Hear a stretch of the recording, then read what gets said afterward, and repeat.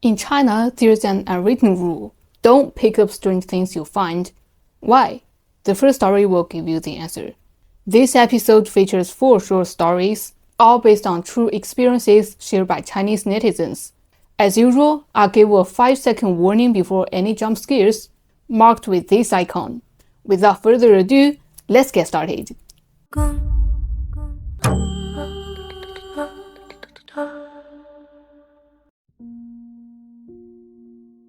This happened when I was in elementary school.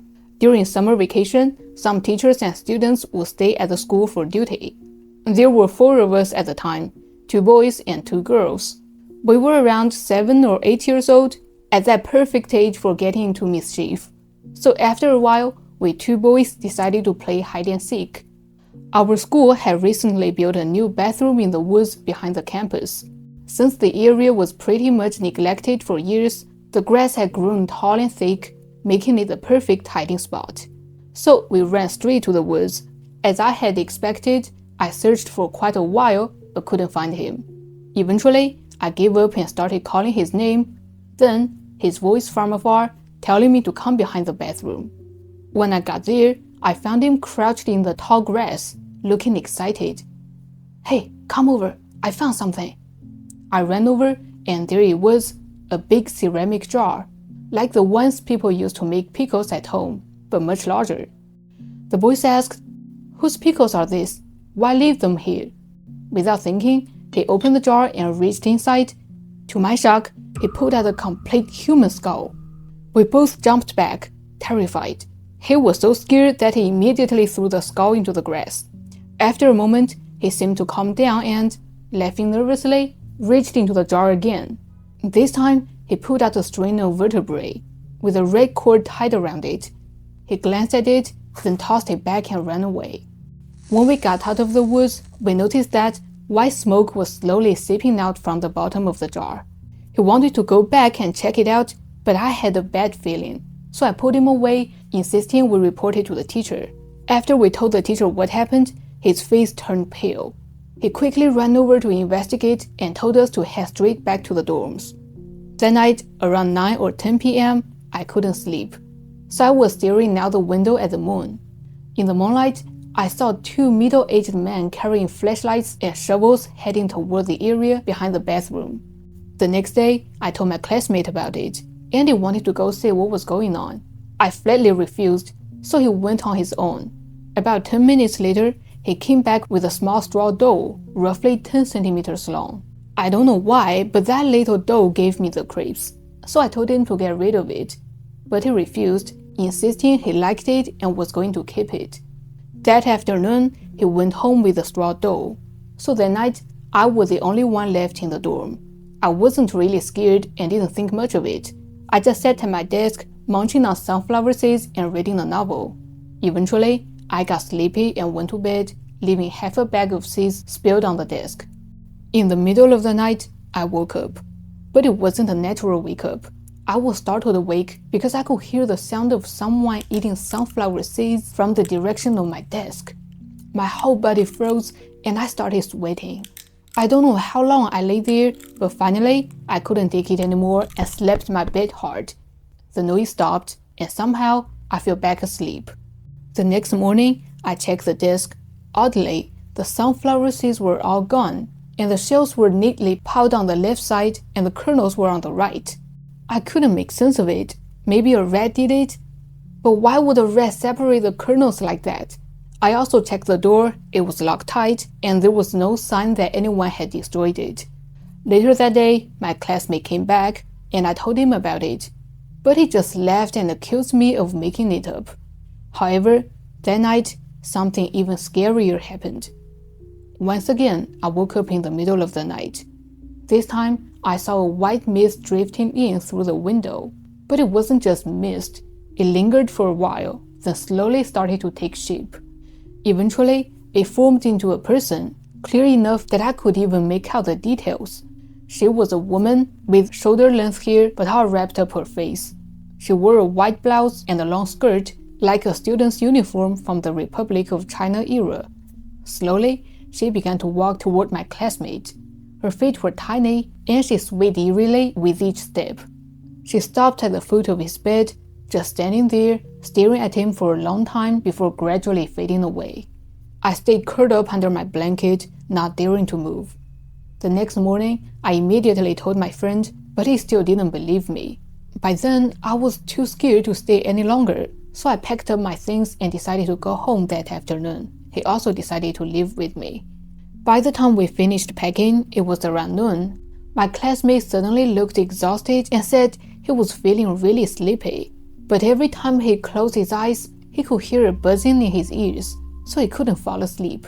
That's when I started thinking back to some horror movies I'd seen before. I was worried he might be possessed, so I urged him to hurry up and go.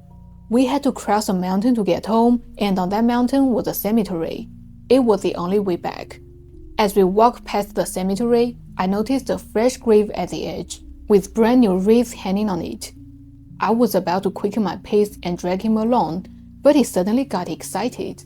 He sprinted over to the grave, squatted down, and started eating the offerings. He even stuffed some of them into his pockets while munching away. I was terrified and called out to him, but he only got more excited. After he finished the offerings, he noticed an oil lamp lit on the grave, then kicked it over without a second thought, as if he held much grudge about it. His behavior was so strange that I felt both scared and desperate. I threatened to leave him behind if he didn't come with me, and that finally got him moving. He ran ahead of me, leading the way down the path. A few days later, I heard from the villagers that he had gone missing. The whole village searched for him, and the police were called, but he was nowhere to be found.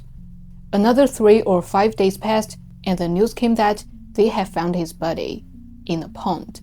But when the villagers retrieved him, he was in a kneeling position, hands bound behind his back, head bowed down, like he was repenting for something. I don't know what it all meant, and clearly, the villagers felt something was off too, but no one knew what to do. In the end, we buried him, and the police started investigating it as a possible murder. But to this day, the truth remains unknown. The story just cuts off there, but it's pretty obvious that the boy's death has something to do with that jar. From what I know, when a jar starts giving off white smoke, it usually means it was used to seal something, like a spirit, a vengeful ghost, or some kind of demon. So when you see the smoke, it means the seals had been broken, and whatever was inside had been set loose. That explains all the strange things that happened later. The ghost kept looking for the boy. It went to the dorm but missed him since he'd gone home. The second time, it finally caught up to him. And the next day around noon, when the yin energy was strongest, it managed to possess him, which is why he felt so tired out of nowhere. When he walked past the cemetery, still carrying the spirit with him, it got excited because the food offerings there were basically meant for it. So it just went for it and started eating. In the end, it used the boy's death to reincarnate, which is why they found him kneeling when he drowned. That kind of position usually means the person messed up big time and was being punished. But whether it was a divine punishment or a revenge from an evil spirit, who knows? In the building where my grandma lives, there's a tombstone, and it belongs to a family living on the 4th floor. The building is a staff housing complex, so all the neighbors work at the same company and know each other. The tombstone is from a family with the surname Fu. Last year, Grandpa Fu was really sick, and it seemed like he didn't have much time left, so the family started preparing for his funeral. But after a while in the hospital, he unexpectedly got better. A few months later, he was even able to go out for walks. It was a happy turn of events, and the family was about to get rid of the tombstone they had prepared. However, Grandpa Fu's daughter-in-law, let's call her Mrs. Fu, was thrifty. He didn't want to throw it away, so she kept it in the stairwell on the 4th floor. I've seen it before, this big, dark tombstone lying there, giving anyone who sees it the creeps. Many neighbors have tried to convince them, and some even complained to the property management. But it didn't work. Neighbors tried to move it away secretly, but not long after, Mrs. Fu would just have it brought back. This happened over and over again, so people eventually gave it up and stopped using the stairs altogether. But then, strange things started happening in the building. and it all seemed to start after that tombstone showed up. The first incident involved an elderly gentleman who lived on the second floor. He was over 80 but still strong and healthy. But one morning, his wife found that he hadn't gotten out of bed, and when she checked on him, he had passed away during the night, his body already stiff. At first, this didn't seem too strange. After all, he was in his 80s, so it could have just been natural causes. They had a funeral, and that was that. But then, something else happened. On my grandma's floor, there was a man named Uncle Ji, about 30 years old, strong and fit. One night, he was sleeping when, out of nowhere, he let out a painful scream. His parents turned on the lights and saw him curled up on the floor, clearly in a lot of pain. When they asked him what happened, he said he'd woken up and, half asleep, saw two people standing by the window. One was dressed in black and the other in white. They said to him, "It's time to go." Frightened, he asked, "Who are you? Why are you taking me? I'm not going." Then the two figures pushed him and he suddenly woke up, finding himself on the floor. Later, he kept saying he was in serious pain, like something was hurting him from the inside, and he was sweating all over. His family realized something was wrong and rushed him to the hospital. By the time they got there, Uncle Ji was already in critical condition. Turns out, his spleen had ruptured, and despite the doctor's efforts, he didn't make it. Everyone was discussing about his death because there was no way he could have hurt himself that badly. He was just 30 years old, young and strong, and the little bed he slept on wasn't even a meter high. There's no way a fall from that height could have caused such a serious injury. After this happened, people started suspecting something was off with the building. Two sudden deaths within a couple of months, one being a healthy young man, just didn't add up. And when folks heard about Uncle Ji's dream of the two people in black and white, their first thought was of the traditional Chinese grim reapers, said to escort souls to the afterlife. Naturally, people began to connect the incident with the tombstone, urging the Fu family to get rid of it. But Mrs. Fu was stubborn. She said, "We'll still need it when someone dies." Unfortunately, her words turned out to be eerily accurate. The karma came right back to her. Less than a week later, her husband went out to play mahjong with some friends. He had a great night, winning a few thousand yuan, but suddenly, his face turned pale, and he collapsed from a heart attack. He passed away on the spot, even though he had no history of heart problems. After her husband died, some of the neighbors whispered that she finally found a use for the tombstone. And once the tombstone disappeared, all the bizarre deaths stopped, and peace returned to the building. Later, I heard my grandma say that it was like the tombstone was drawing people's lives away. As long as it was there, it would keep taking lives until someone used it. Yes, I've heard of this theory before. When it comes to things like tombstones, coffins, or burial clothes, if you've prepared them but don't need them, you should get rid of them quickly. Otherwise, it said they'll keep causing harm until someone ends up using them. But it doesn't seem fair that the tombstone in the story was killing someone else. Shouldn't it target the Fu family? After all, they were the ones who insisted on keeping it. Why should the neighbors end up paying the price? But it reminds me of a story my family told me. It says there was a family in the village whose elderly member was about to pass away, so they rushed to get a coffin ready. But when it arrived, they realized the measurements were off, and it was too small, so they ordered a new one, leaving the old one by the door. A 15-year-old grandson happened to see it and commented, "Wow, that coffin looks really nice." The adults quickly shushed him, but it was too late. Not long after, the boy was in a car accident and passed away. On the day of his funeral, everyone was shocked to see that the small coffin fit his body perfectly. It was around the year 2000, and I was still in elementary school. One summer evening, my friends Yan, Yong, Qiang, and I went to play at a nearby construction site.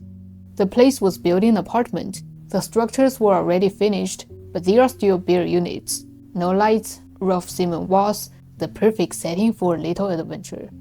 We quickly ran over and decided to play a game we called Zorro. Why Zorro? Well, We had some colored plastic sheets that we cut into glasses shapes and wore over our eyes, just like Zorro's mask. Armed with toy swords and guns, we pretended to duel each other. Yan and I had red plastic sheets, so we were on the same team.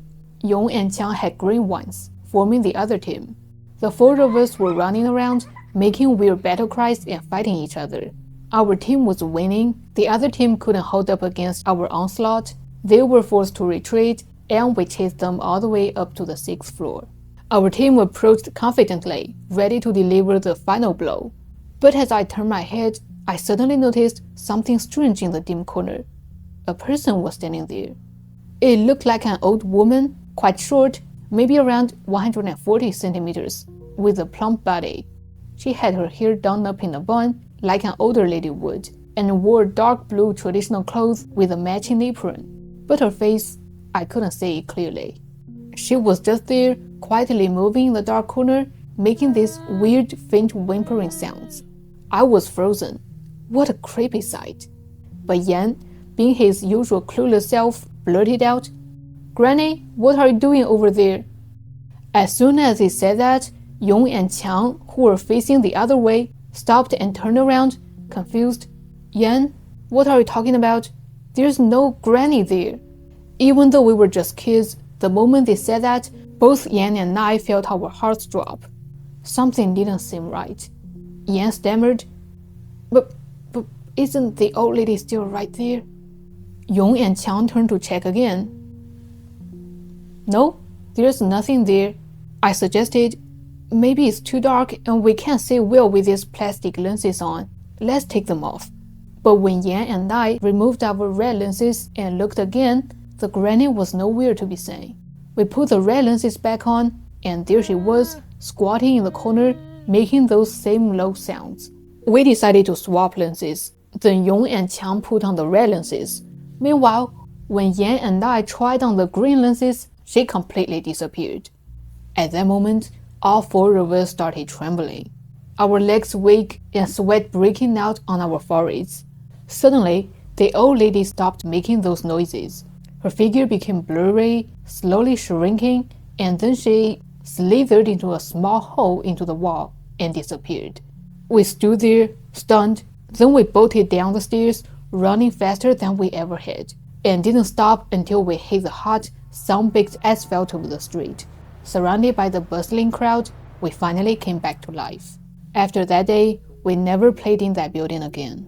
Even when one of our classmates moved into those apartments later on, we still avoided visiting his place.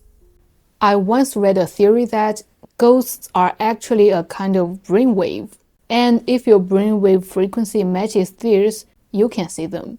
But after reading this story, I started thinking, maybe ghosts are also a kind of light wave too, and with the right color filter, you can see them. Does that mean ghosts can finally be explained by science? If that's the case, I guess there's no reason to be scared anymore. Alright, that's all the story for this episode. If you enjoyed them, please give me a like and subscribe. That's it for now. Bye bye.